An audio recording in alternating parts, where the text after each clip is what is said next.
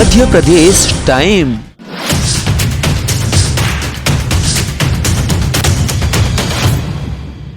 इस कार्यक्रम के प्रायोजक हैं मेसर्स संदीप ट्रेडर्स, जहां आप आगामी त्योहारों नवरात्रि, दशहरा, धनतेरस, दीपावली के शुभ अवसर पर पाएंगे भारी छूट।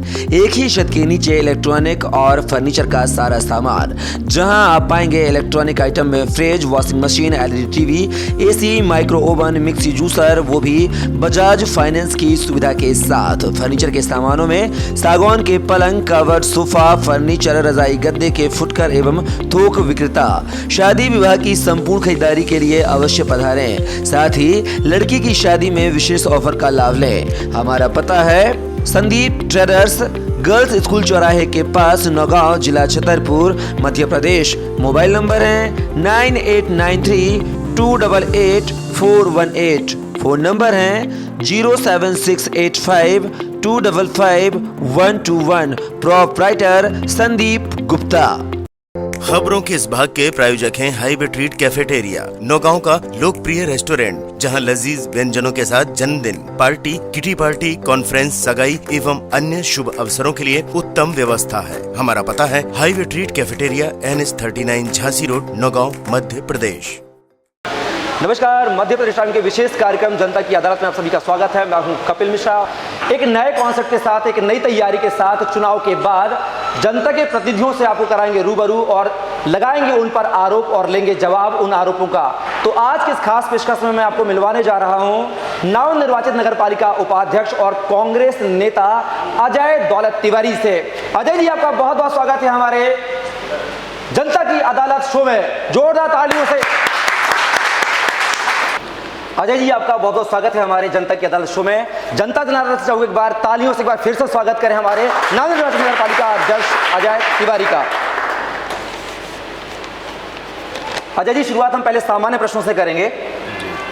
पहला सवाल है कि आपने राजनीति के उच्च शिखर पर वर्तमान में हैं आप, आखिर इस राजनीति की शुरुआत या करियर की शुरुआत राजनीति की आपने कहां से शुरू की? सबसे पहले तो आपका इस कार्यक्रम में बुलाया आपने, उसके लिए धन्यवाद कपिल जी। जहाँ तक राजनीति की बात है तो चूँकि हमारे पिता राजनीति में थे और लोगों के लिए संघर्ष करते थे, तो उनको देख के बालकाल में ही जब हम स्कूल लाइफ में थे, जब कॉलेज में गए, तो कॉलेज में भी जो समय मुद्दे होते थे, चाहे कॉलेज से रिलेटेड हों या नगर से रिलेटेड हों, तो जब कॉलेज में भी थे तब भी नगर कॉलेज को शासकीय कराने के लिए लड़ाई लड़ते रहे, उसके लिए भी आंदोलन किए, ज्ञापन दिए। तो ये स्टूडेंट लाइफ से ही चीज़ें रही हैं। आपने अपने जो करियर के तौर पर राजनीति को ही क्यों चुना? राजनीति हमारे लिए सेवा का एक माध्यम है, चूँकि किसी भी व्यक्ति के लिए उसका पिता सबसे बड़ा हीरो होता है। और जब हमने अपने पिता को लोगों के लिए संघर्ष करते, लोगों के लिए लड़ते हुए देखा, तो वहाँ से एक जो प्रेरणा मिली है, तो वो निरंतर हमारे परिवार के द्वारा जारी है।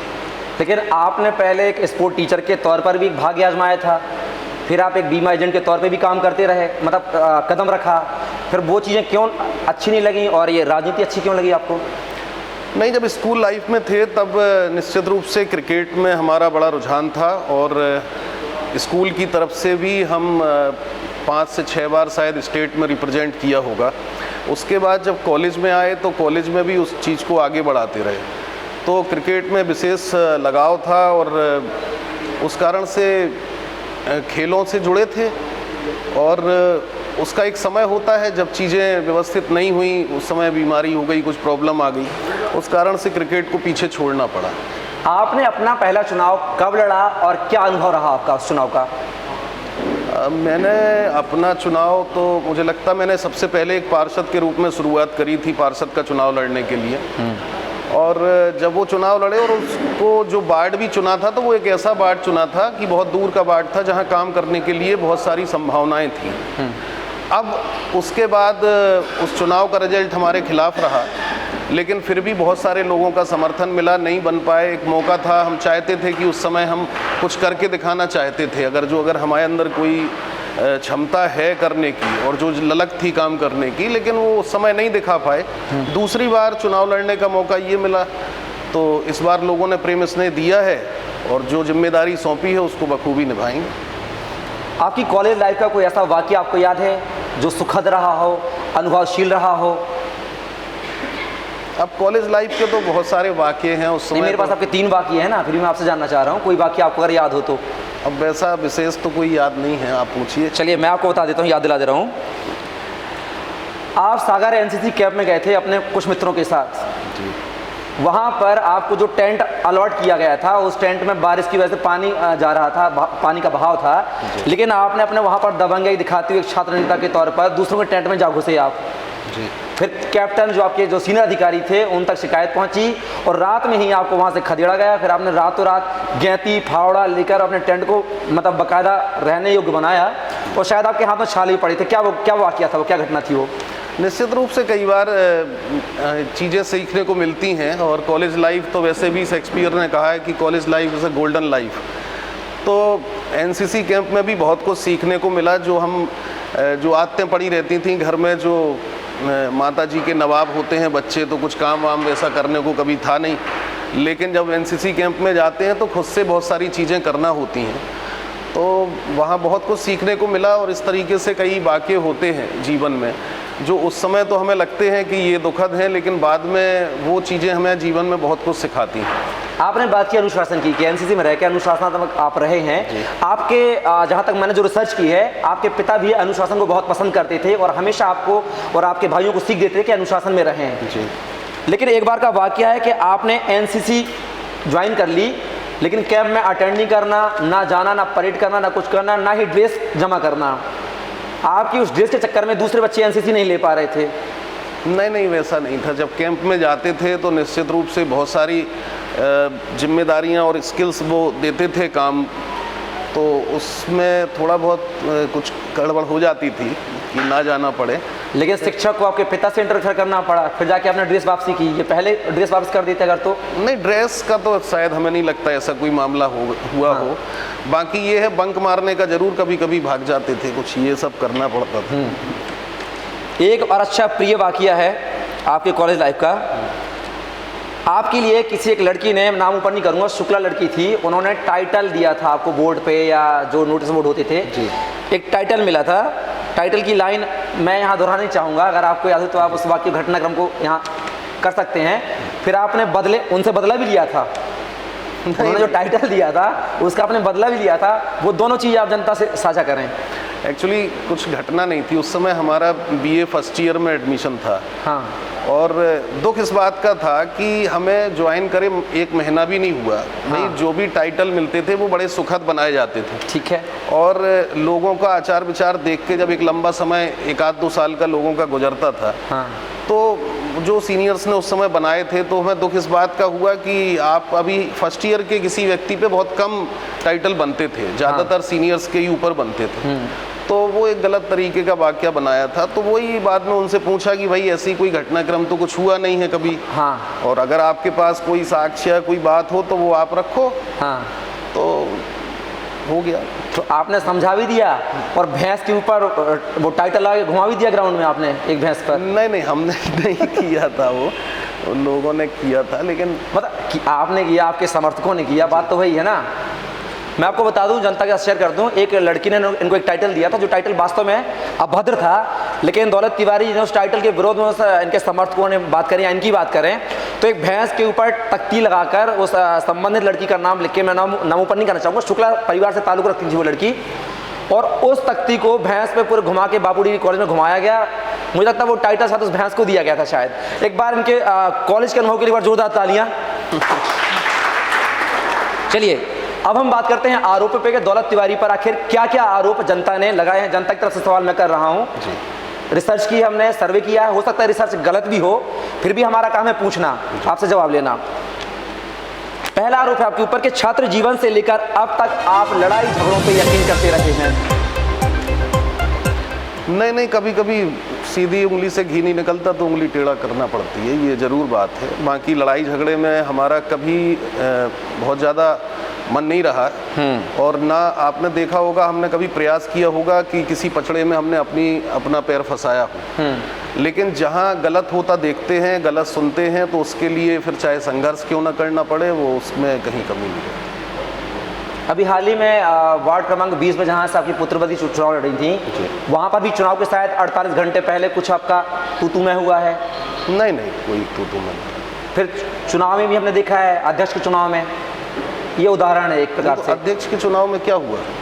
बाहर मारपीट हुई है आपके चुनाव हारने के बाद? नहीं, वो तो हम अंदर थे, हमें तो जानकारी भी नहीं। आपके समर्थकों ने? अब वो पब्लिक का क्या रोष था, क्या घटनाक्रम था, वो तो उस समय नहीं पता था, क्योंकि हमें तो जब अंदर भी जानकारी लगी तो वो भी गलत था। जब आपने खेद व्यक्त किया उस झगड़े को लेकर? निश्चित रूप से खेद व्यक्त किया, और हमने पूछा भी पार्षद जी से कि आपको बाहर जाना ही नहीं चाहिए था। जब तक चुनावी प्रक्रिया पूर्ण नहीं हो गई तो आप बाहर नहीं जाते। एक आरोप आया आपके पार्षदों के बीच से, ही आरोप आया है कि जब आप चुनाव हारते हैं अध्यक्ष का, तो बाहर आप 11 महिला पार्षदों की उपस्थिति में अभद्र भाषा का प्रयोग करते हैं हारने के बाद। बात में कहाँ तक सच्चाई है? नहीं, ये तो कोई आरोप, झूठा आरोप। चलिए, दूसरा आरोप दौलत तिवारी पर यह है कि आप अपनी ही कांग्रेस पार्टी की हमेशा खिलाफत करते हैं। आरोप कहाँ तक सच है?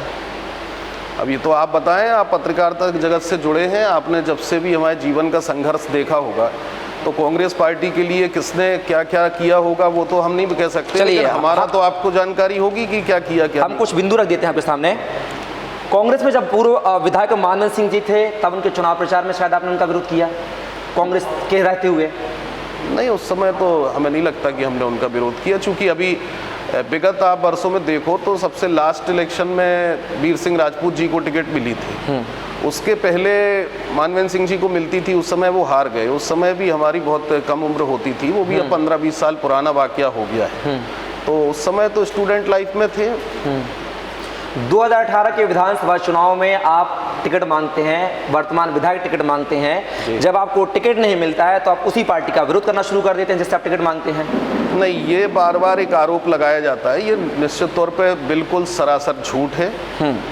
क्योंकि जब टिकट मिला था तो जिनको टिकट मिला था वो हमारे पास भी आए थे, सब लोगों ने मेहनत करी थी। जिनको टिकट मिला हमें कोई भी 1% भी द्वेष भावना नहीं थी। हाँ, एक दुख जरूर था कि जिस तरीके की मेहनत हमने की थी तो वो आला कमान के प्रति हमारी थोड़ी बहुत नाराजगी थी। और उसमें भी उस चुनाव के दौरान हमें पार्टी ने जिम्मेदारी सौंपी और मध्य प्रदेश कांग्रेस कमेटी ने, माननीय कमलनाथ जी ने हमें राऊ विधानसभा क्षेत्र का प्रभारी बनाया था इंदौर का। तो मैं पूरे समय ऑन रिकॉर्ड, और आप चूंकि वो भी कार्यवाहक प्रदेश अध्यक्ष हैं जीतू पटवारी जी, तो आप उनसे भी पूछ सकते कि हम अपने काफ़ी समर्थकों के साथ पूरे समय राऊ विधानसभा क्षेत्र में थे। और अगर एक भी स्टेटमेंट आप हमारा कहीं बता दें कि अगर हमने किसी पार्टी के खिलाफ किसी को बोला हो या किसी से मंच साझा किया हो तो हम स्वीकार करने को तैयार हैं। कुछ वीडियो वायरल हो रहा है सोशल मीडिया पे जहाँ पर झंडे भी जलाए जा रहे हैं उस समय के। देखिए, क्या होता है कि आप लोग भी इतने बुद्धिजीवी हैं, जब भी हर पार्टी में हर व्यक्ति के कहीं ना कहीं समर्थक लोग होते। अब त्वरित प्रतिक्रिया के स्वरूप जब कोई चीज़ें ऐसी होती हैं तो कौन घटनाक्रम कौन कहाँ पे अंजाम दे दे, इसके लिए कोई जवाबदार नहीं होता है। जैसे ही जानकारी मिलती है कि एक इस तरीके की घटना हुई है तो जिम्मेदारी के साथ लोगों की पहचान करके उनको डांट डपट के उनको शांत कराने का काम किया जाता है। यानी कि आप कांग्रेस का विरोध नहीं करते हैं, पार्टी का विरोध नहीं करते हैं? जिस पार्टी में हम स्वयं हैं। चलिए, 2 आरोप और मेरे पास आपके।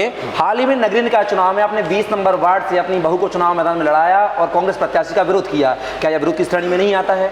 देखिए, लोकतंत्र में जब भी हमारी आपसे चर्चा हुई है, चुनाव लड़ना प्रत्येक व्यक्ति का अधिकार है जी, ठीक है। पार्टी की विचारधारा से हम बिलोंग करते हैं, पार्टी में हैं, सारी चीज़ें हैं जी। अब चूंकि पार्टी की गाइडलाइन थी कि एक परिवार से 2 टिकट मिलना नहीं थे, वो हमारा परंपरागत वार्ड है और वार्ड के लोग और किसी व्यक्ति के लिए तैयार थे नहीं कि उसको लड़ाया जाए। तो उनकी जब पूरा वार्ड किसी बात को कहता है तो हम भी लोगों से जुड़े हैं, हम उनकी बात को नकार नहीं सकते।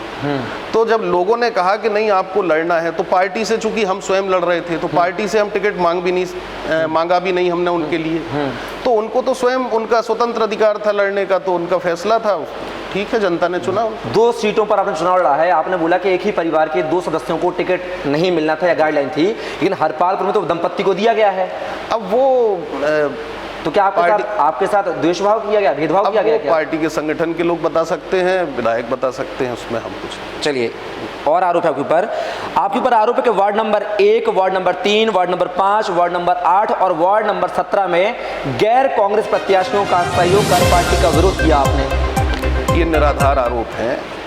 क्योंकि जब हम वार्ड का चुनाव लड़ते हैं तो वो एक ऐसी परिस्थिति होती है कि वार्ड से बाहर जाना भी संभव नहीं होता है। ठीक है, अब आज बहुत सारे लोगों का एक शहर का अपने आप परसेप्शन बना हुआ था। आज हम स्वयं चुनाव लड़ रहे थे तो सबको पता था कि ये हम अध्यक्षीय प्रणाली के, चूंकि अप्रत्यक्ष प्रणाली से चुनाव था तो अध्यक्ष के लिए चुनाव लड़ रहे थे। अब उसमें जहां तक रही बात, तो जो भी लोगों को अपने आप लगा, ऐसा परसेप्शन था कि ये लोग, ये वोट जो हैं ये किसके संबंधित हैं और किसको मिल सकते हैं, तो लोगों ने अपने आप मतदान किया। उसमें हम किसी से कुछ कहने थोड़ी गए।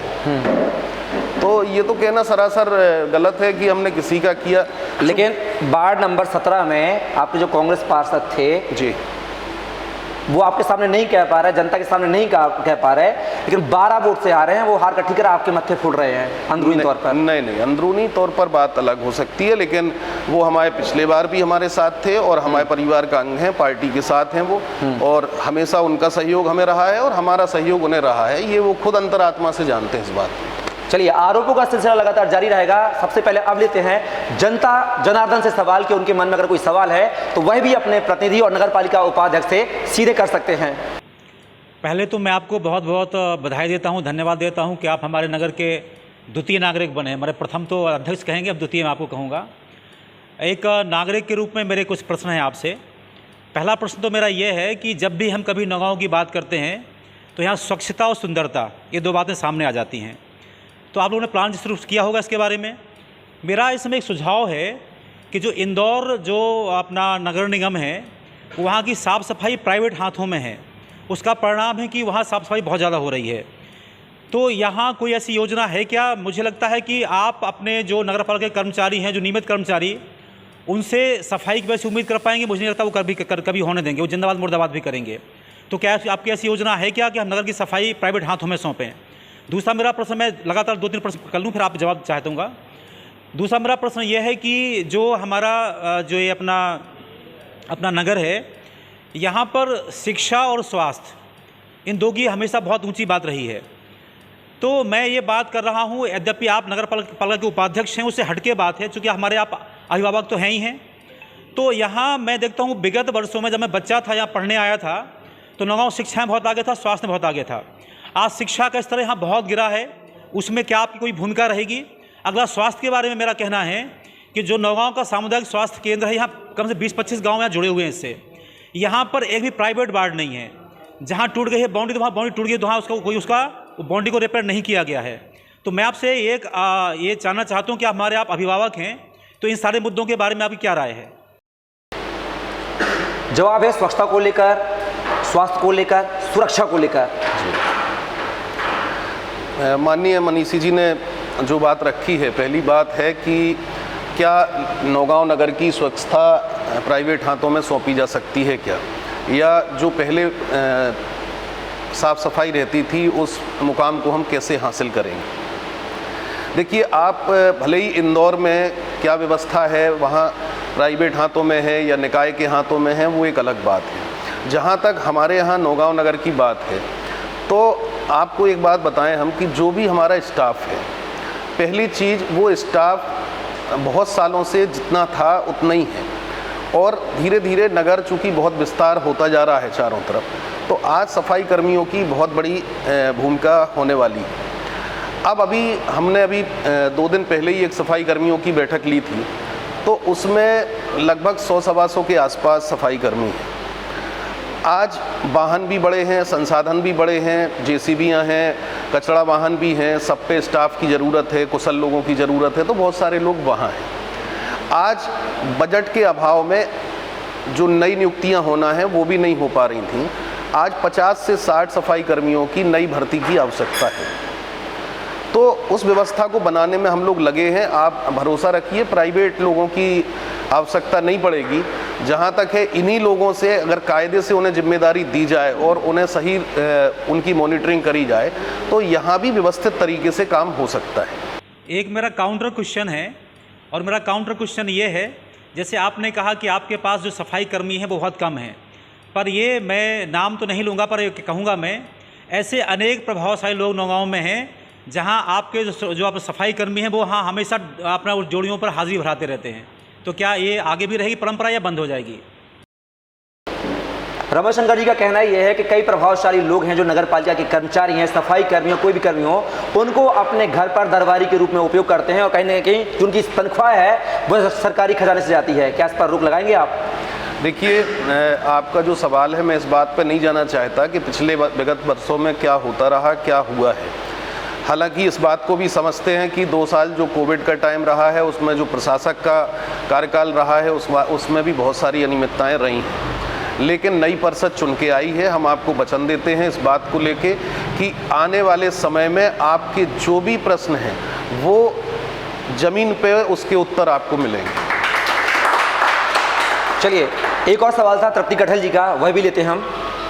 जो कि नल और जल कर जो पूरे जिले में कहीं भी नहीं बढ़ा है, एक ऐसी नौगांव नगर पालिका है जो यहाँ बढ़ाया गया है और समाज सेवियों द्वारा ज्ञापन भी दिया गया था, लेकिन कुछ राहत नहीं भी मिली है।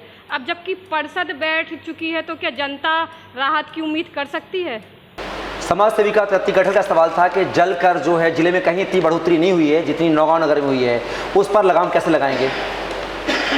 नहीं, पहले तो सफाई की आदरणीय मनीषी जी वाले मामले में बात कर रहे थे। स्वास्थ्य उनका नहीं, सफाई का भी चल रहा था। तो सफाई में जो कर्मचारी तो ठीक है कि कम है, वो भी हम समझते हैं, उसमें भी हम लोग प्रयास कर रहे हैं कि उनको कैसे बढ़ाएं। लेकिन दूसरा प्रश्न ये है कि हमें जनता को भी अवेयर करना पड़ेगा इस बात के लिए।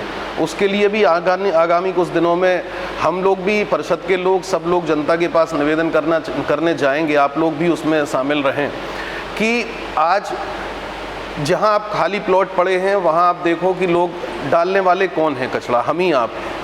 कई व्यवस्थित कॉलोनियां भी जो बन गई हैं जिनको हम स्मार्ट सिटी की तर्ज पे देखते हैं, वहाँ भी अगर 7 बजे की स्थिति ये है कि अगर 7 बजे कचरा वाहन जाता है तो लोग 9 बजे कचरा लेके आएंगे, 7 बजे कोई कचरा नहीं डालेगा। ऐसे कई कॉलोनियाँ हैं उनमें ये स्थिति रहती है। या लोगों की ये मनोदशा है कि वो रोड पे कचरा फेंक देंगे, जिसको उठाना हो उठाए, गाड़ी आएगी उसको कोई कचरा डालने वाला नहीं है। तो इस चीज़ को लेके हमें भी जनता को अवेयर करना पड़ेगा कि भाई ये अगर हमारा शहर है तो इसमें व्यवस्थाएं हम कैसे बनाएं। तो जब दोनों तंत्र आपस में मिलके काम करते हैं, जनता भी, जैसे आप अगर जहां इंदौर की बात कर रहे थे, तो इंदौर में आप कोई कचरा डालता है तो दूसरा व्यक्ति तत्काल उसको उठा लेता है। तो जब ये भावना डेवलप होगी, ये हम सब लोगों में इस तरीके की भावना जगाएंगे, तभी जाके ये स्थिति सामान्य रूप से आगे बढ़ पाएगी। तिवारी, क्षमा चाहूँगा, कम समय में जवाब दें, सवालों का सिलसिला भी जारी रहेगा। अच्छा, स्वास्थ्य की और शिक्षा की जहाँ तक बात है, तो उसके लिए भी स्वास्थ्य की, जो नौगांव में सामुदायिक स्वास्थ्य केंद्र में वैसे भी जहाँ प्राइवेट वार्ड की बात है, ये केवल आप फर्स्ट एड के लिए है। आप ये मानिए कि आप कितना भी इंफ्रास्ट्रक्चर बना लें, जब तक कि कुशल उसमें कर्मचारी नहीं आएंगे उस व्यवस्था को देखने के लिए, तब तक कुछ होने वाला नहीं है। हम लोग अपने पैसे से या मदद करके लोगों से जनसहयोग मांग के भी वेंटिलेटर की व्यवस्था करा सकते हैं, लेकिन बात यह है कि उसको टेक्नीशियन कौन आएंगे, कहां से आएंगे उसको चलाने वाले। आज छतरपुर में भी सिटी स्कैन की मशीन कितने सालों बंद पड़ी रही और उसके बाद क्या स्थिति हुई, ये आप सब हमने देखा है। तो इसके लिए जहां आपको हम लोगों की आवश्यकता लगे, हम प्रयास करेंगे, आपके साथ कंधे से कंधा मिला के लड़ाई लड़ने को तैयार हैं। हम आपसे इतना कह सकते हैं, जहां भी जरूरत होगी हम पीछे नहीं हटेंगे। तृप्ति कठल जी का सवाल लेते हैं। उन्होंने कहा है कि जो जलकर जो बड़े हैं जिले में कहीं नहीं बड़े हैं, नौगांव में बड़े हैं, उसके लिए क्या प्रयास करेंगे आप जनता को राहत पहुंचाने के लिए? नहीं, देखिए, जनता की सेवा करना हमारा धर्म है और जनता को ज़्यादा दरें ना लगें, ये भी देखना हमारा पहला कार्य होना चाहिए। लेकिन जहाँ तक जलकर की बात हम आपको बताएं, तो जलकर की एक स्थिति है, बहुत सारा पैसा नगर पालिका नौगांव को इरिगेशन को देना पड़ रहा है। उसका एक कारण क्या है कि बांध सुजारा से जो पानी हमारा यहाँ आता है बैराज में, तो उसकी भी एक बहुत बड़ी राशि नगर पालिका की तरफ से वहाँ जमा होती है और वो दरें जो तय करते हैं, अभी इस बारे में भी अभी पिछली बैठक में हमारी चर्चा हुई है जी। और उस चर्चा में आपको हम आश्वस्त करें कि हमने प्रयास किया था कि आने वाले समय में जो अगली बैठक होगी, इसको एजेंडे में रख के इस पे सार्थक चर्चा की जाएगी। तो उसमें जो भी हो सकता होगा, अगर हो सकता होगा तो आपको हम जिम्मेदारी के साथ कह रहे हैं कि होगा। नगरपालिका उपाध्यक्ष दौलत तिवारी जी से मेरा प्रश्न ये है कि जिस प्रकार से नगरपालिका में अभी व्यवस्था चल रही थी, विगत वर्षों में चली है कि निर्माण कार्य के लिए टेंडरिंग प्रक्रिया होती है, उस टेंडरिंग प्रक्रिया में अब कंपटीशन इतना है कि 25% ब्लो, 30% ब्लो काम भी पास होता है और उस पर कहना नहीं चाहिए 20% 22% कमीशन भी होता है। तो नगर की जनता इसमें कैसे गुणवत्तापूर्व कार्य की आशा रखे और इस भ्रष्ट व्यवस्था को रोकने के लिए आप कौन कौन से कारगर कदम उठाएंगे कि एक जो कॉन्ट्रैक्टर है उसको भी एक ऐसा मार्जिन मिल सके जिसमें वो गुणवत्तापूर्व काम कर सके और जो इतना हाई कमीशंस है उस पर भी रोक लग सके। सनातन रावत जी का सवाल है कि 100% जो टेंडर होते हैं वह पास न होकर 30% टेंडर पास होते हैं और 20% कमीशन लग जाता है। इस भ्रष्टाचार से किस तरह से मुक्ति दिलाएंगे नगर पालिका को आप? देखिए, कमीशन का तो हमें पता नहीं है, लेकिन जहाँ तक बात है आपकी जो टेंडर बिलों में जाते हैं, कल भी परिषद की बैठक में जो पुराने कुछ निर्माण कार्य स्वीकृत हुए थे उनकी चर्चा उनको पटल पे रखा गया। तो उसमें भी जब हमने देखा कि उसमें कई टेंडर जो ऐसे हैं कि 33% बिलों के हैं, 30% बिलों के हैं, तो पहला प्रश्न जो हमारा वहाँ था माननीय अध्यक्ष जी से, सीएमओ साहब से और जो भी अधिकारी कर्मचारी थे उपयंत्री वगैरह कि इसमें आप देखिए वो हम मना नहीं कर सकते क्योंकि ऑनलाइन प्रक्रिया है, जिस व्यक्ति को डालना है वो कितने % बिलों पे डाले वो उसका अधिकार है। लेकिन हमारा काम है कि चाहे वो जितना डाल लें, गुणवत्ता के मामले में 1% हम कोताही नहीं बरतेंगे और गुणवत्ता चेक होगी। आदमी को अगर 100% बिलों में भी डालना है, फ्री में काम करना है, तो हम उसके लिए भी तैयार हैं, लेकिन हम क्वालिटी से कंप्रोमाइज नहीं होने देंगे।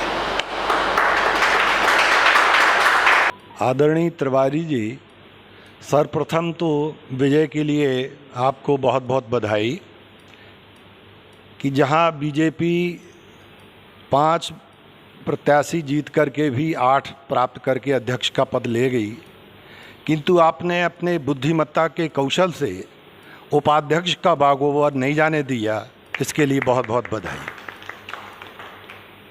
सर्वप्रथम मैं थोड़ा सा ये जानना चाहता हूँ कि आजकल वर्तमान में जो ये हृदय परिवर्तन की राजनीति प्रारंभ हुई है, हम लोगों ने तो पहले नहीं देखा है, लेकिन अभी युवा पीढ़ी में हृदय परिवर्तन की एक बीमारी पैदा हो गई है कि रात में वोट लेते हैं, हमारे चाहे किसी भी पार्टी के नेता हो, बीजेपी हो, कांग्रेस हो, निर्दलीय हो, और सुबह वो हृदय परिवर्तन के रूप में दूसरे दल के साथ खड़े हो जाते हैं।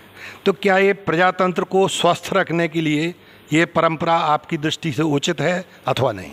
अब आते हैं बापू महाविद्यालय के पूर्व प्राचार्य doctor N R Rawat ji के सवाल पर। मतलब जीत के आते हैं किसी पार्टी से और रातों रात उनका हृदय परिवर्तन हो जाता है और सुबह वो दूसरी पार्टी में ज्वाइन नजर आते हैं। कुल की बात करें तो हरपालपुर के वाकये की बात चल रही है। यहाँ पर कांग्रेस के पार्षद बीजेपी में रातों रात शामिल होकर परिषद बना लेते हैं अपना। अब वो गए किन कारणों से गए, नेतृत्व क्षमता की कमी रही उस कारण से गए, या चूंकि वहाँ तो ऐसी स्थिति नहीं थी, वहाँ तो केवल मात्र बोर्ड बनाने के लिए कांग्रेस को 1 वोट की आवश्यकता थी, उसके बाद भी 4 लोग 5 लोग इकट्ठे दूसरे दल में जाना, तो हमें नहीं लगता, चूँकि एक व्यक्ति तो 3 निर्दलीय थे, उसमें 2 कांग्रेसी मानसिकता के लोग थे, तो उनको मना के उनको भी बोर्ड बनाया जा सकता था। लेकिन आज ये सत्ता के लोभ लालच में लोग जिस तरीके का हृदय परिवर्तन जो आप कह रहे हैं करते हैं, हम इसको सरासर गलत मानते हैं। चूँकि व्यक्ति की एक विचारधारा होती है, पार्टी की एक विचारधारा होती है, और पार्टी भी एक परिवार होता है, और पार्टी भी एक माँ जैसी होती है जिसके बीच में लोगों को आगे बढ़ने का मौका मिलता है। तो पार्टी में, जिस पार्टी में हम रहते हैं, हम उसके लिए समर्पित भाव से जो करते हैं, उसकी जो विचारधारा है उसको लोगों तक पहुंचाते हैं और अपना एक व्यू रखते हैं। लेकिन आज सत्ता की लालच में ये गलत कदम है जो लोग उठा रहे हैं। कुछ पार्टियां जो जिस तरीके से भाजपा भी काम कर रही है कि धनबल का और दुनिया का उपयोग करके, और जिस तरीके से आप भी देख रहे हैं विधायकों को खरीद फरोख्त होती है और तमाम प्रकार के दबाव दिए जाते हैं, सब किए जाते हैं, तो ये गलत है। अगर ये हम इसको बिल्कुल समर्थन नहीं करते, क्योंकि हमारे पास भी विकल्प थे। हमें भी भाजपा को, हमें अगर 6 वोट मिले तो 6 वोट के साथ हम भी भाजपा की सरकार में शामिल हो सकते थे और अध्यक्ष का चेहरा बन सकते थे। लेकिन नहीं, हमने इस बात को तवज्जो दी। तो क्या माना जाए कि दौलत तिवारी का आगे भविष्य में कभी भी मन परिवर्तन, हृदय परिवर्तन नहीं होगा, कांग्रेस के सच्चे सिपाही ही रहेंगे वो? अगर होना होता तो अभी आपके सामने सब बातें तो नहीं, भविष्य की पूछ रहा हूँ, भविष्य नहीं, इससे सामने ही तो भविष्य था हमारा, अभी 10 दिन पहले ही की तो बात है। अगर होना होता तो सब चीजें खुली, मतलब कि अजय दौलत तिवारी का हृदय परिवर्तन नहीं होगा, कांग्रेस पार्टी में ही रहेंगे। आरोपों का सिलसिला लगातार जारी करते हैं। दौलत जी, आप पर आरोप है कि आपने अध्यक्ष और उपाध्यक्ष पद के लिए मनमानी करनी चाहिए निकाय चुनाव में, क्योंकि अध्यक्ष के लिए भी आप टिकट लेकर आए और जब अध्यक्ष नहीं बन पाए तो उपाध्यक्ष में भी आपने नामांकन दाखिल कर दिया और जीत भी गए आप। देखिए क्या होता है कि कोई टिकट लेके नहीं आता है जी। पार्टी की हमारी जितनी मीटिंग है, एक पार्टी एक परिवार होता है, एक संगठन होता है जी। उसमें नगर अध्यक्ष होते हैं, ब्लॉक अध्यक्ष होते हैं, जिला के प्रभारी अध्यक्ष होते हैं, जिला अध्यक्ष होते हैं, संगठन के जिला प्रभारी होते हैं जी। एक प्रक्रिया होती है, उसके ऊपर प्रदेश नेतृत्व रहता है। आज विधानसभा में भी विधायक टिकट लेके नहीं आते हैं, पार्टी नेतृत्व तय करता है कि किसको टिकट मिलना चाहिए और किसको नहीं मिलना चाहिए। तो हमने अपना पक्ष रखा कि हमने अपना पक्ष, जितने बार भी मीटिंग हुई हमने अपना, सभी पार्षद कोई भी आके एक मंच से ये बात कह दे, हमने हमेशा इस बात को कहा है कि पार्टी जिसको चेहरा बनाएगी, हमने कभी ये नहीं कहा कि पार्टी हमें ही चेहरा बनाए। जितने लोग जितने बार बैठे, संगठन के लोग भी बैठे, तो हमने एक बात रखी, पार्टी जिसको चेहरा बनाएगी, हम 8 लोग उनके साथ वचन दे के साथ रहें, बस इस बात पे सब लोग सहमत हो जाएं। और इस बात पे सब सहमत भी थे। फिर क्या ऐसी परिस्थिति बनी, फिर क्यों ये कारण हुए कि भाई आज 6 कांग्रेस के पार्षदों को किस तरीके से ले जाया गया। रात को 9 तारीख को भारतीय जनता पार्टी के प्रभारी, संगठन प्रभारी, संभागीय प्रभारी, जिलाध्यक्ष और जो उनके साथ बैठक करना पड़ी और उनके साथ केवल एक षड्यंत्र करना पड़ा कि दौलत को किस तरीके से हराना है। और वो साक्ष्य भी सबके सामने है, जिन लोगों ने स्वीकारा है, ऑन रिकॉर्ड स्वीकारा है कि हाँ हमने बैठक की। आप पर यह भी आरोप है कि अध्यक्ष पद को लेकर जब चुनाव मैदान में थे तो आपके जो 6 पार्षद कांग्रेस पार्टी के वह सहमत नहीं थे, उन्होंने आपसे अध्यक्ष चुनाव न लड़ने की शायद बात भी बताई थी, लेकिन आपने अपने पावर का उपयोग करके, संबंधों का उपयोग करके आप डायरेक्ट भोपाल से अपने संगठन से बोलकर वहां से अपना नाम नॉमिनेशन करवा के ले आए। कहा यह भी जा रहा है कि मध्य प्रदेश में कहीं पर भी प्रदेश स्तर से नामांकन नॉमिनेशन नहीं हुआ है अध्यक्ष को लेकर, जिला स्तर की जो कांग्रेस कमेटी होती है उसके हाथ में पावर होते हैं, लेकिन ये पहला अजय दौलत तिवारी का एक ऐसा केस है जो डायरेक्ट भोपाल से नॉमिनेशन होकर नाम का आया है। कितनी सच्चाई आरोपों में? देखिए, जहां तक आप बात कह रहे हो कि मनमानी की और 6 पार्षदों की, ये कुछ था ही नहीं। पहली बार भी जब बैठक हुई तो बैठक में, चूंकि अब वो बैठक की बात है, अब आपने प्रश्न किया चुनाव हो गए जी, पहली बार भी बैठक में जब बात आई तो कोई नामों की चर्चा नहीं थी, 2 नामों की चर्चा थी, दोनों नामों पे लोगों ने अपनी राय दे दी थी। फिर दोबारा से जब बैठक हुई और उसमें संगठन के लोग भी बैठे और जो वर्तमान विधायक है वो भी अपने परिवार सहित बैठे, तो सब चीज़ें सामने थीं, सबके बात सामने आई कि भाई ठीक है, अनारक्षित सीट है, सामान्य को मौका मिलना चाहिए और सामान्य ही चुनाव लड़ेगा। 2 लोगों की बात आई कि भाई एक व्यक्ति थे, बोले हम विड्रा कर रहे हैं और हमारी स्थिति नहीं है चुनाव की। 2 लोग बचे तो दोनों लोगों में सहमति आई कि भाई क्या करना है। तो हमने कहा इसमें हम दोनों को क्या करना है, भाई आप बाकी के जो 6 लोग हैं, आप जाके अपना संगठन के लोगों से व्यक्तिगत राय शुमारी कर लो, आपका जिसके प्रति पक्ष हो, मन हो, आप बता दो नाम, पार्टी नाम तय कर देगी, बात खत्म हो जाएगी। तो वहां भी ऐसी स्थिति नहीं बनी जी। उसके बाद भी बराबर जब बात हुई तो जब कोई स्थिति नहीं बन पा रही थी और कुछ व्यक्ति विशेष लोग चाह रहे थे कि जो जनता की भावना है उसको हम किसी भी तरीके से रौंद दें, तो जो रौंदने का काम कर रहे थे उनने ये पूरा षड्यंत्र रचा, वो सबके सामने है। और जो ऊपर जाने की बात है, ना हम टिकट लेने भोपाल गए, संगठन के लोगों से जब राय मांगी गई और जब जिलाध्यक्ष को जो आपने कहा पावर है, निश्चित रूप से पावर है, लेकिन जब जिलाध्यक्ष को भी जिस तरीके से धमकाया बरगलाया जा रहा था और जब क्षेत्रीय विधायक उस चीज का विरोध कर रहे हो तो संगठन के व्यक्ति ने अपनी बात ऊपर प्रदेश स्तर पे रखी, तो फिर उन्होंने कहा कि आप मत जारी करिए, हम यहाँ से जारी करते हैं। तो क्या माना जाए कि दौलत तिवारी की जो पकड़ है जिला नेतृत्व कांग्रेस पे नहीं है, सीधी संभागीय प्रदेश स्तर पर है सीधी? नहीं, तो जिला स्तर पे देखिए, आखिर ये नाराजगी आखिर क्यों है? देखिए, पकड़ की बात ही कहाँ है, वो वो तो संगठन का प्रेम है। चूंकि संगठन एक मॉनिटरिंग कमेटी भी होता है, जो भी कार्यकर्ता कार्य करते हैं, पार्टी के लिए वर्कर होते हैं, उनकी मॉनिटरिंग काम करने का काम केवल संगठन करता है। तो संगठन ने ही तो जानकारी दी होगी प्रदेश नेतृत्व को हमारे बारे में, हमने तो नहीं दी जानकारी, ना हमसे किसी ने मांगी है।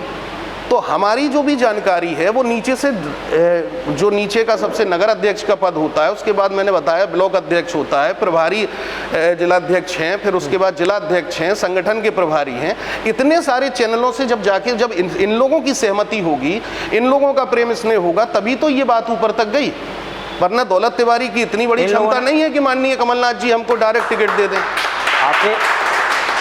आपके ब्लॉक अध्यक्ष, जिला अध्यक्ष, प्रभारी जो हैं, चुनाव प्रभारी, इनके चैनल से जब बात पहुंची है तो फिर यही संगठन के पीठ पे छुरा घोंपता है अजय दौलत तिवारी की, फिर हार का सामना क्यों करना पड़ता है? संगठन ने कहाँ घोंपा? संगठन तो हमारे साथ पूरी क्षमता से था। केवल जो छुरा घोंपने वाले हैं वो सबके सामने है। क्षेत्रीय विधायक ने जो काम किया है वो आपके सबके सामने है। अच्छा, जो अजय दौलत तिवारी प्रदेश संगठन का दिल जीत लेते हैं अपनी बातों से, अपनी एक्टिविटी से, वह जिले के जो लोग होते हैं, जो क्षेत्रीय विधायक होते हैं, जो पार्षद होते हैं, उनका दिल क्यों नहीं जीत पाते हैं? कमी कहाँ रह जाती है? देखिए, हमारा काम है प्रयास करना। अब लोग क्या करते हैं वो अपने खुद गिरेबान में झांकें। मैं आपसे इतना ही कहना चाहूंगा इस मामले को लेके कि जलते घर को देखने वालों, फूस का छप्पर आपका है और आपके पीछे तेज हवा है, बाकी मुकद्दर आपका है।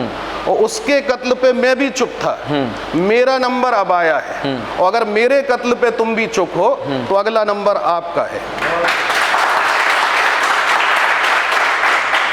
आप पर एक आरोप और भी है कि आप अध्यक्ष पद के लिए नॉमिनेशन हुए थे, लेकिन जब चुनाव हार जाते तो उपाध्यक्ष पे भी दावेदारी कर देते हैं, बल्कि ये जो पद था यह ओबीसी के लिए पहले से मीटिंग में आरक्षित था।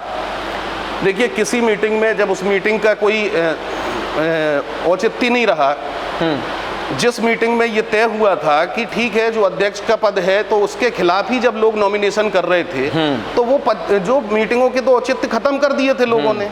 और फिर पार्टी की तरफ से अगर कोई अधिकृत होता उपाध्यक्ष के लिए तो भी हमें कोई दिक्कत नहीं थी, हम नॉमिनेशन नहीं करते।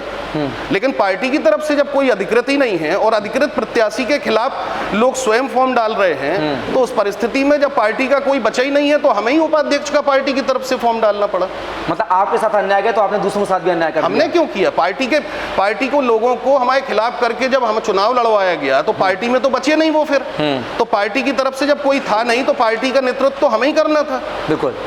चलिए, अध्यक्ष पद में आपको मिलते हैं 6 वोट, लेकिन उपाध्यक्ष चुनाव को लेकर मिलते हैं 15 वोट जी। आखिर ये जादुई आंकड़ा दौलत तिवारी ने छुआ कैसे, ये समझ में नहीं आया जनता को।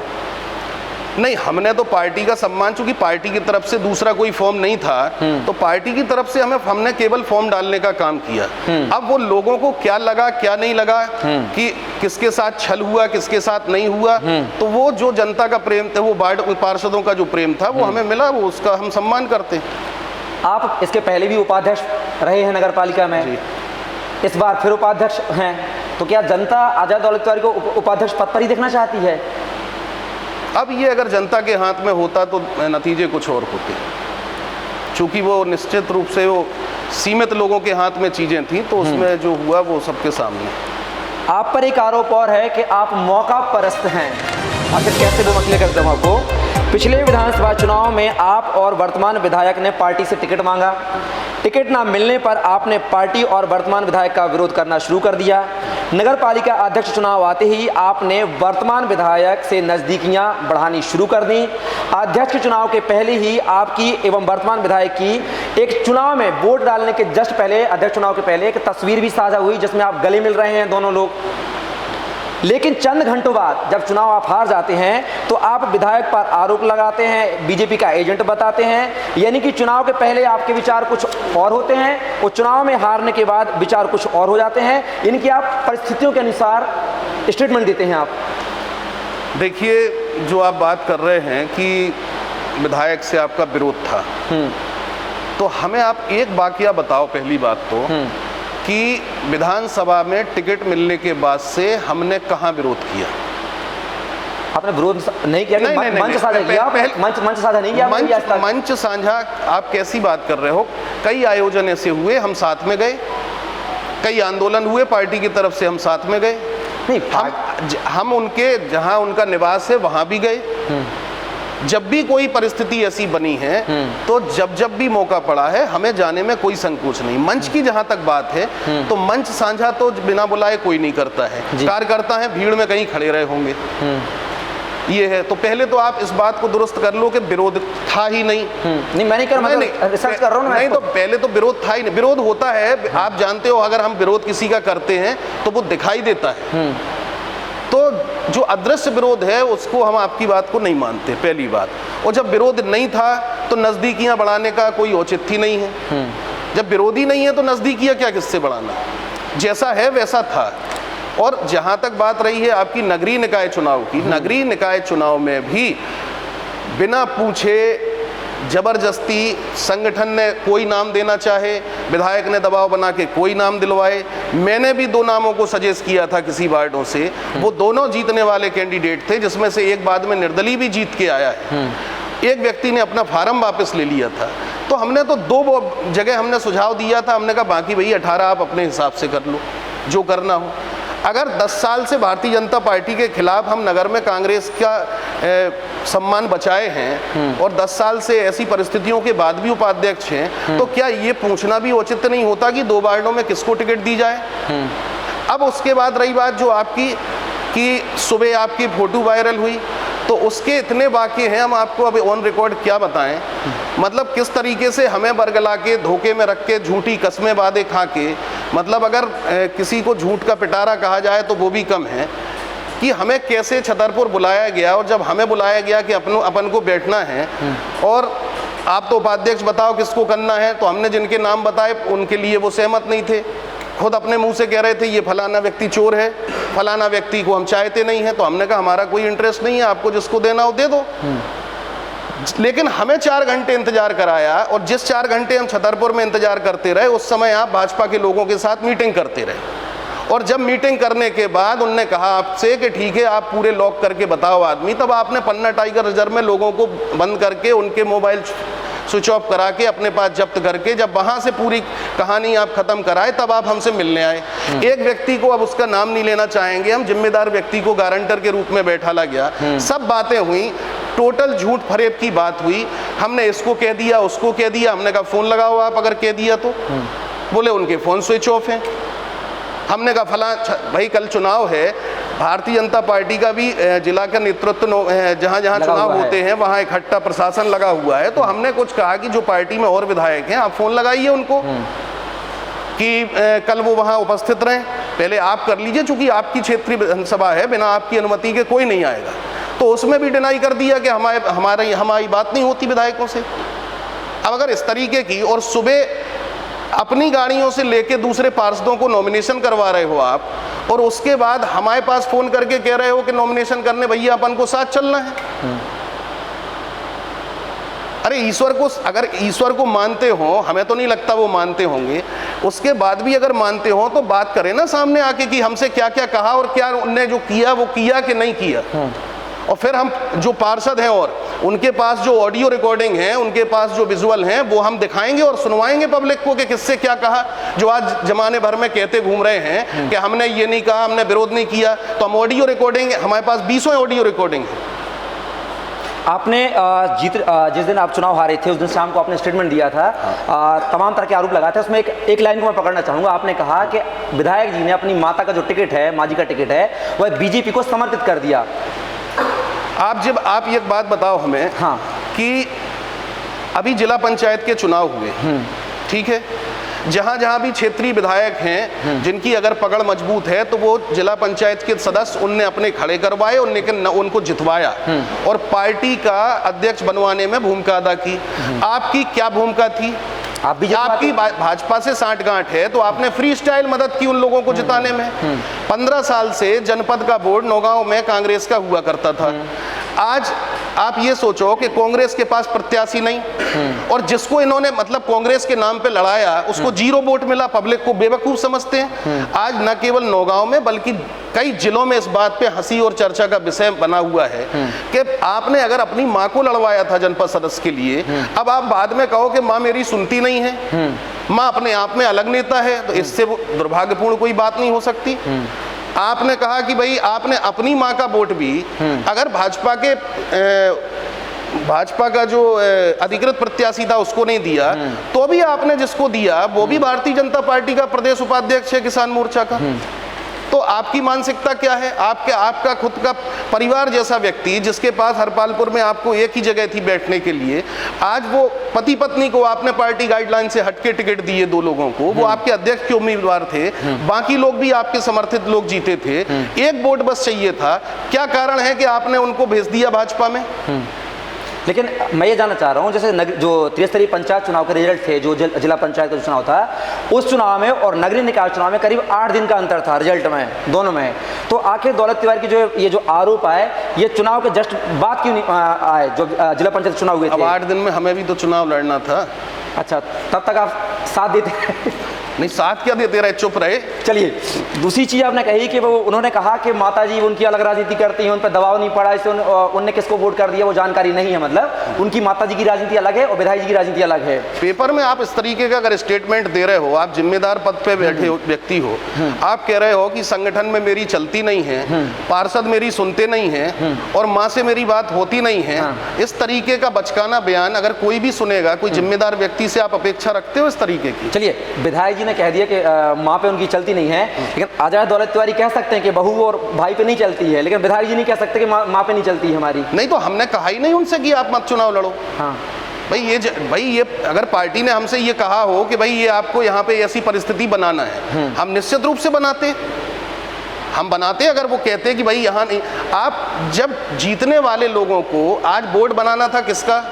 कांग्रेस का। और जनता की भावना के खिलाफ अगर आप लोगों को टिकट दे रहे हो तो जनता हमसे क्या अपेक्षा करेगी फिर? आप ये बताओ। नकारात्मक करेगी फिर।